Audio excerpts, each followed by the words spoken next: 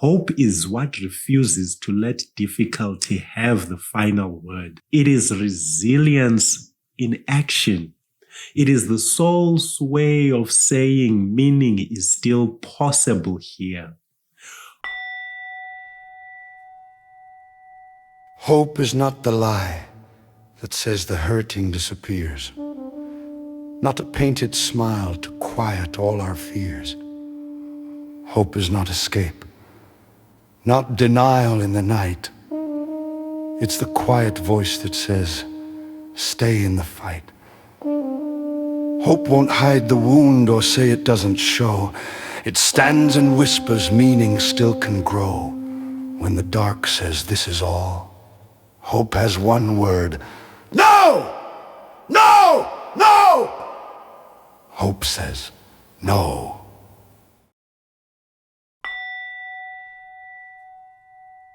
Welcome back. If it's your first time around this neck of the woods, this is a space where we explore the deeper roots of the ideas that quietly shape our lives.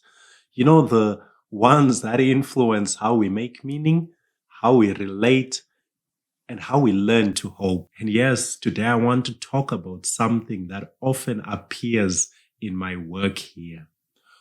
Hope. I guess, like many important human realities, hope deserves careful language.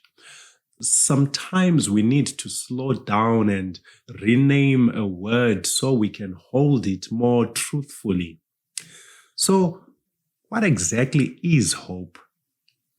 You see, there are seasons when hope feels fragile and even naive. When the world feels uncertain, when disruption reaches identity, health, and work, or even our sense of belonging, hope can feel like the first thing to just slip through our fingers in those seasons. But I want to suggest something today. Hope is not denial. Hope is not optimism. Hope is a spiritual act. Hope is a form of protest. What I mean by that is that hope is not only an emotion, it's a spiritual practice. In fact, it may be one of the most foundational ones. Let me explain here. Human beings are born with an inclination towards hope. It's a quiet inner movement towards possibility, meaning, and continuation. Before we are taught doctrines or systems of belief, we already reach forward in trust. In that sense, hope is not something we manufacture. It is something we awaken and tend to. It is one of the deep gifts built into our humanity. You see, the life pendulum rarely stays in the middle for long. It often feels like the best of times and the worst of times. Unknowns, reversals, and disappointments are not exceptions in life. They are part of being human. Hope is what refuses to let difficulty have the final word. It is resilience in action. It is the soul's way of saying meaning is still possible here. Hope does not erase pain. It refuses surrender to meaninglessness. Now, how exactly do we practice hope?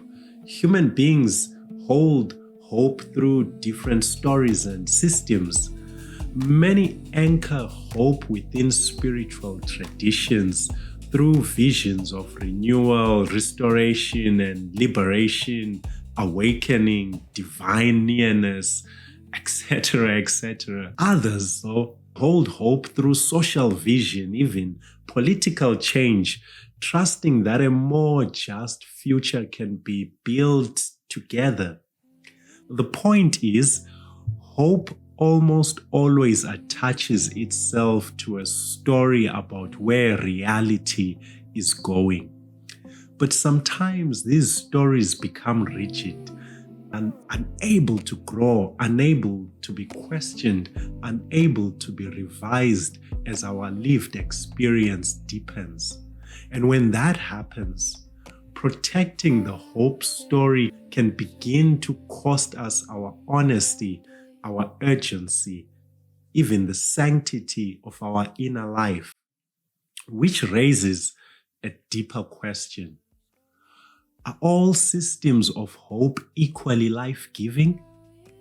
How do we recognize when the way we're holding hope is actually exhausting us or distorting us?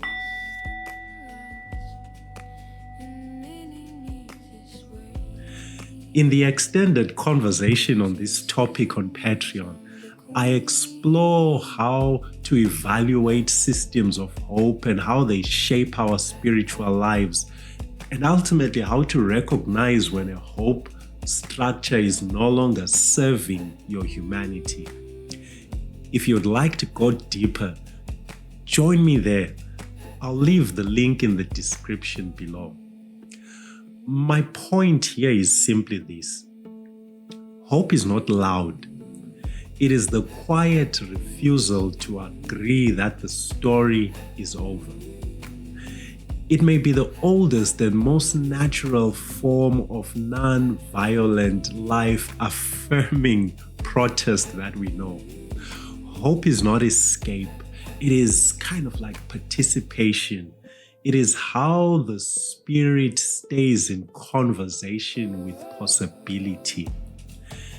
If you are in a season where hope feels thin and you would benefit from structured one-on-one support, you're welcome to book an introductory conversation or visit Patreon to learn about what I call a hope first aid kit.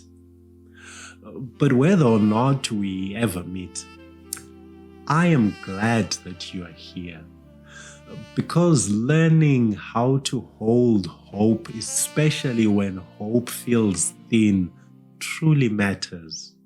Hope is not the light that says the hurting disappears, not a painted smile to quiet all our fears. Hope is not escape, not denial in the night.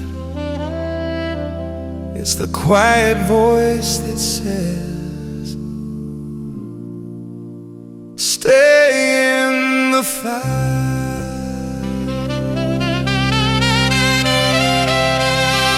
Hope won't hide the wound or say it doesn't show. It stands in whispers, meaning still can grow. When the dark says this is all, hope has one